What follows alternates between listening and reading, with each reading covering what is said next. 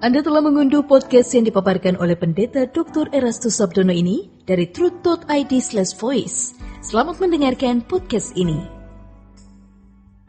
Shalom, Bapak, Ibu, dan saudara-saudara yang terkasih di dalam Tuhan. Kebenaran saat ini berjudul Kesempatan Melayani. Saudara-saudara, ada suatu tatanan yang Tuhan telah tetapkan bahwa setiap orang memiliki kesempatan.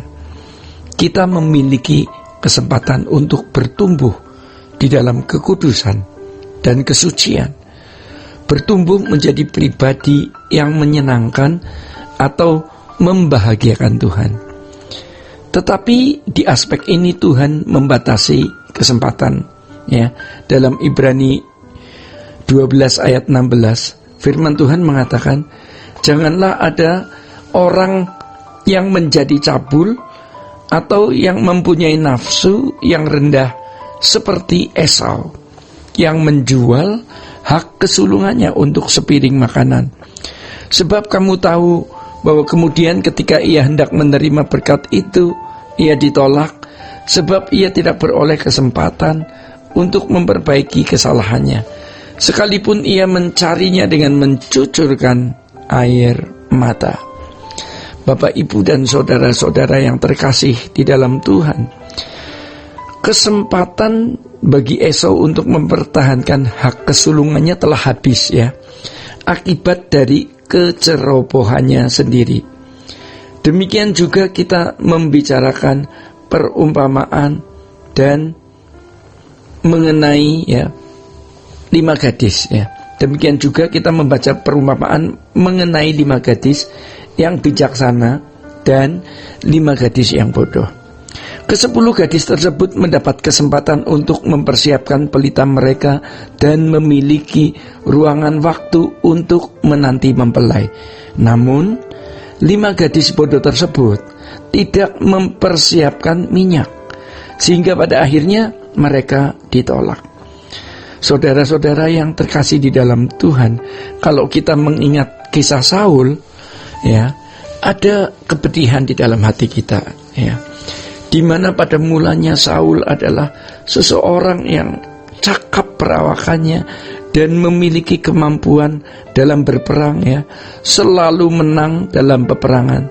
Tetapi akhirnya ia menjadi kecil hati menghadapi Goliat. Dan bukan hal itu, ya, dia menjadi jahat sehingga ditolak menjadi raja dan digantikan oleh Daud. Setelah melewati perjalanan waktu dan pengalaman dalam hidup, kita menemukan orang-orang yang sudah kehilangan kesempatan. Padahal mereka adalah orang-orang yang belum tua, tetapi sudah begitu rusak, sampai tingkat sudah tidak bisa diperbaiki lagi. Saudara-saudara, sejatinya kalau orang terus-menerus berbuat salah dengan ketigaan yang tinggi, dia tidak bisa diperbaiki, ya. Dia sudah kehilangan kesempatan. Misalnya, orang yang sering menahan miliknya, ya, tidak suka berbagi kepada orang lain, pelit, ya, sampai titik tertentu, sampai tingkatan tertentu, orang seperti itu tidak akan pernah membelah hidupnya untuk orang lain, ya. Hingga akhir hayatnya dia akan menggenggam hartanya terus, walaupun dia akan melepaskannya. Kalau kita sudah kehilangan kesempatan, kita tidak akan pernah bisa mengambil kesempatan itu kembali. Sejatinya setiap kita dirancang Tuhan untuk hal yang baik, menjadi alat di dalam tangan Tuhan. Karena setiap orang Kristen harus menjadi anak yang berkenan dan dirancang untuk dimuliakan bersama Tuhan Yesus. Namun yang dilakukan atau namun yang dimuliakan bersama dengan Yesus itu harus orang yang menderita bersama-sama dengan Dia, ya. Harus orang yang menderita bersama-sama dengan Dia, ya, seperti yang disebutkan, dituturkan di dalam Roma 8 ayat 17. Orang yang menderita bersama-sama dengan Tuhan Yesus itulah orang yang menjadi alat di dalam tangan Tuhan. Bapak, Ibu, dan saudara-saudara yang terkasih di dalam Tuhan, Tuhan memberi kesempatan kepada setiap kita untuk berkarya bagi Tuhan. Ya, Tuhan pasti akan memakai kita sebagai alatnya untuk maksud-maksud Tuhan.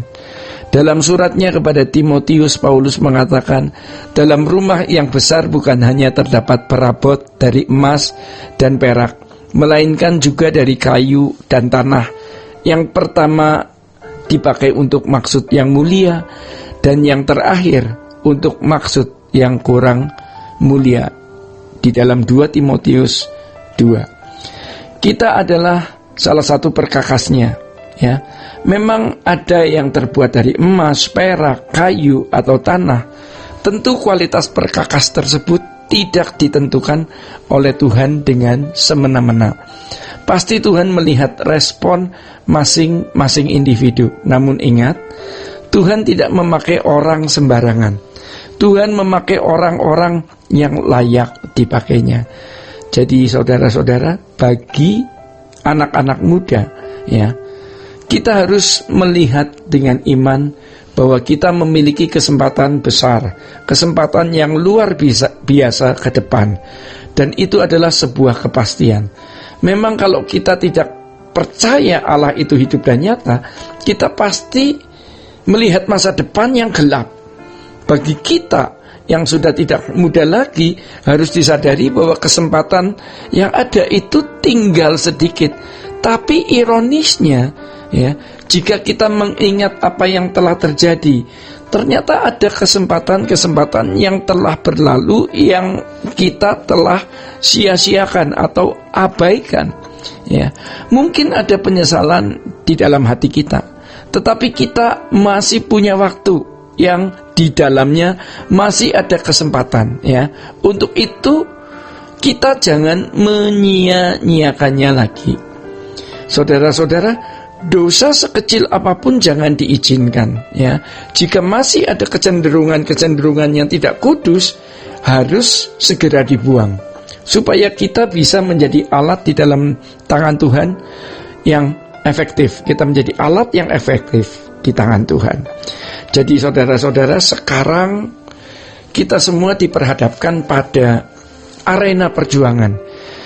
Kita menjadi petinju yang kalah atau petinju yang menang. Arena itu tidak ditentukan oleh takdir, tetapi ditentukan oleh aksi kita, ya. Reaksi kita, respon kita terhadap kehidupan.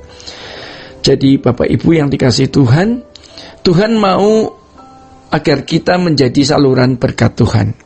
Tuhan mau menjamah mereka melalui dan di dalam hidup kita. Allah mencari saluran-saluran, mencari pipa-pipa, ya, yang melalui pipa-pipa itu Allah mencurahkan kuasanya, Allah mencurahkan berkatnya. Pipa-pipa yang bersih sehingga pikiran perasaan Allah bisa disalurkan. Pipa itu adalah Bapak Ibu, saudara dan saya, ya. Jadi mari kita serius memperkarakannya, karena ada banyak orang tidak peduli dampaknya terhadap pelayanannya.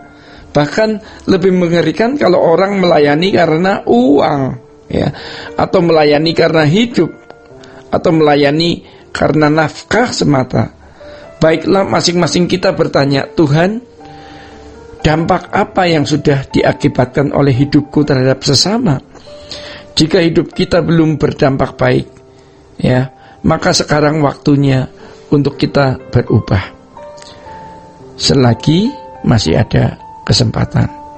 Bapak Ibu yang dikasihi Tuhan dan saudara-saudara yang terkasih, demikian kebenaran saat ini. Tuhan Yesus memberkati. Sola Gracia. Untuk berlangganan renungan harian dalam bentuk cetak, silakan hubungi Truth Literatur di nomor telepon 0878 7870 7000. Untuk mendapatkan CD khotbah, MP3 renungan Truth, dan CD album lagu produksi Sola Gracia, Anda dapat menghubungi di hari dan jam kerja di nomor telepon 021 638 60953. Tuhan Yesus memberkati. Sola Gracia.